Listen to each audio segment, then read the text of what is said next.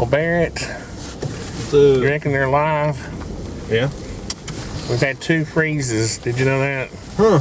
Since, well, one last night and one the night before. The cows are really, I was gonna say we're wading through a piles of poop there. Grenades, man. Kind of slid around there for a minute, didn't we? Yeah. But let's see. Hopefully they're okay. Do you see any bees?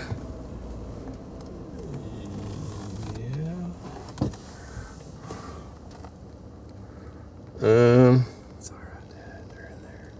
You sure? Yeah. Oh crap. I don't see any bees, Barrett. Crap. I saw one come out of it. You saw one come out? I did. There's another one going in. Is it that cold if they're just not? I guess they're just more dormant. It's only like 47 degrees. Oh man. Well, let's get everything ready before you open it up. I'm gonna do it kind of quick. I do see one there. Good Lord, that's scary. You reckon we even need the smoker? Always good to have. Let me show people what I did.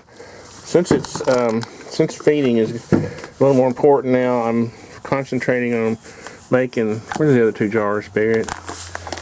We're going to start doing the sugar water the way we're supposed to. Up until this point, I've been kind of lazy where we're just doing this. We're just mixing it up. But these 3, I actually, heated up the water.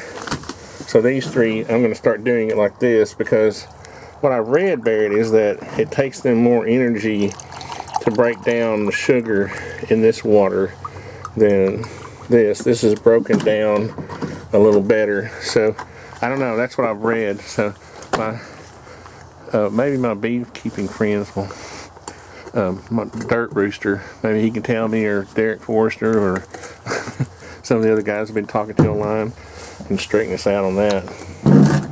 But what we normally have been doing, of course it's been warm though up until now. Usually when we shake these up, the water's warm and you don't really see the sugar. I mean, it's kind of milky looking, but you don't see anything floating around. I mean, granules floating around. This is colder now, so the water's going to be cold and it's not going to mix as good. So you can tell the difference, obviously. Yeah. There's our latch over here. Well, maybe it's just that we're not used to.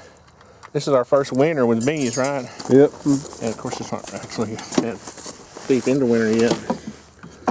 Now, the first thing I'm noticing is that there's not many. I see one black ant, and that's good, right? Because that was the problem we had seen before. So what I'm going to do, and we're going to kind of practice for winter where we don't really disturb the main part of the hive. We just pull this board off. And oh crud. Goodness. So I'm gonna get the. I'm gonna try to smash all these at once. You see them? Yep. I think I got most of them. They'll learn not to get in a group. They're doing the same thing the bees are doing. They're trying to all stay warm. I was kind of hoping they'd go into hibernation. First thing that worries me is I don't see any bees. Now I'm assuming they're in a cluster over here. Yeah, look. Yeah. Okay, we're gonna try to leave those guys alone. Okay. So they really are. They're bunched up a lot. Look at them bunched up. We're gonna try to leave those guys alone. We got that glued in good, propolized. All we're gonna try to do is pull this out and then fill it. That's what I like about these boards, is that we're not disturbing the main part of the hive. So let's get our water buried. Okay. Come your way. Here, we'll put them a little treat on top.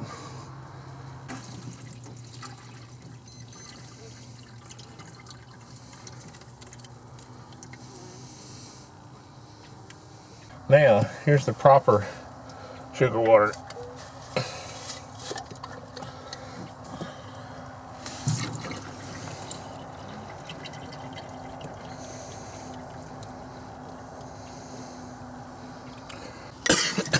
Dang. Smoker's working. I will say this, they never turn down any sugar water that we put in there. Yeah, it's always gone, isn't it? They always, but you can see this is more syrupy. I can tell, you can tell the difference. This is a lot thicker.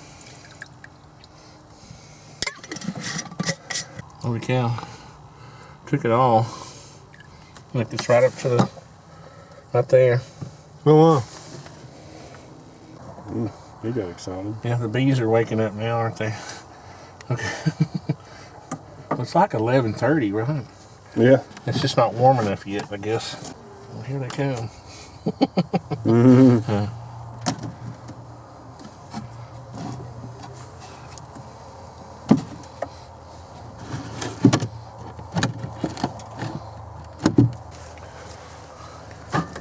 We haven't needed to smoke, have we? No. Next time we're here, I'm going to take them out and clean them off like this, and then put them back together.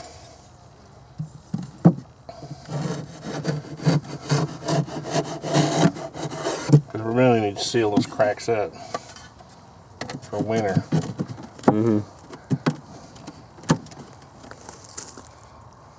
That was relatively easy. The bees are winterizing themselves. Yeah. Pretty much. So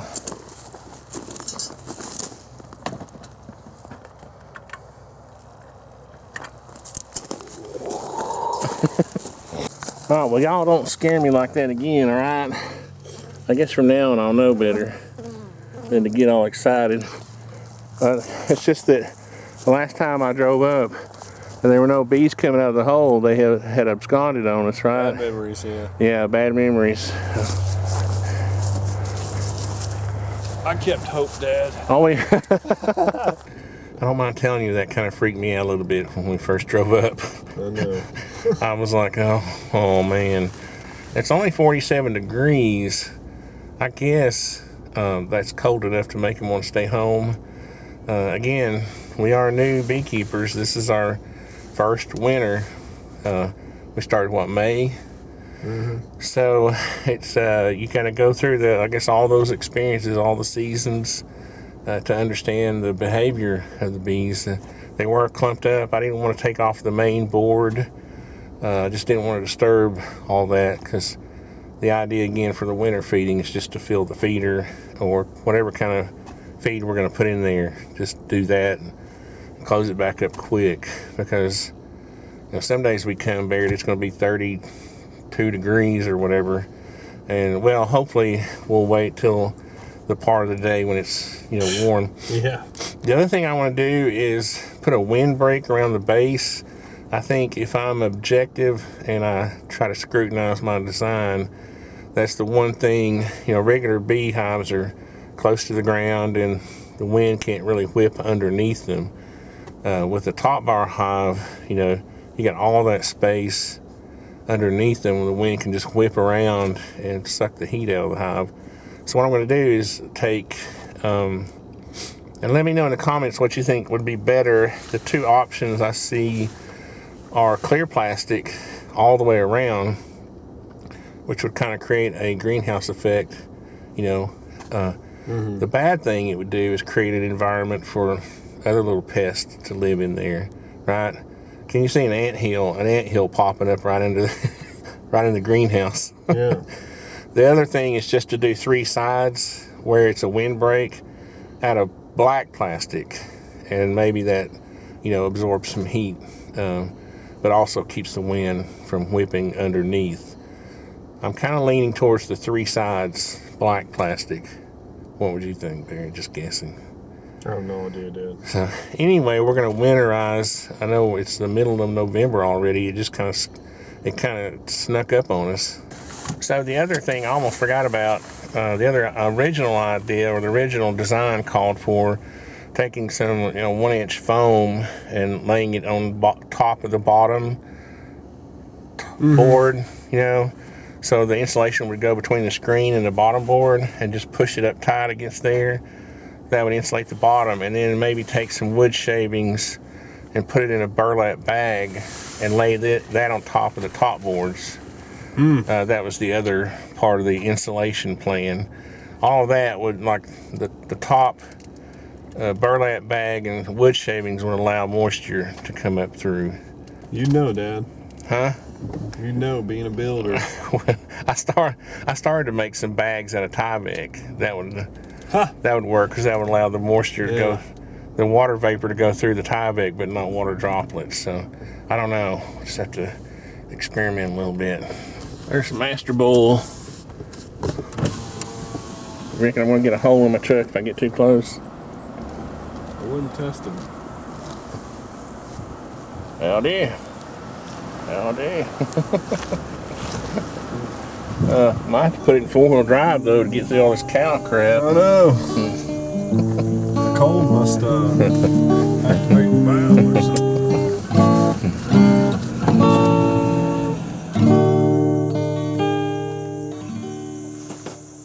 Nice.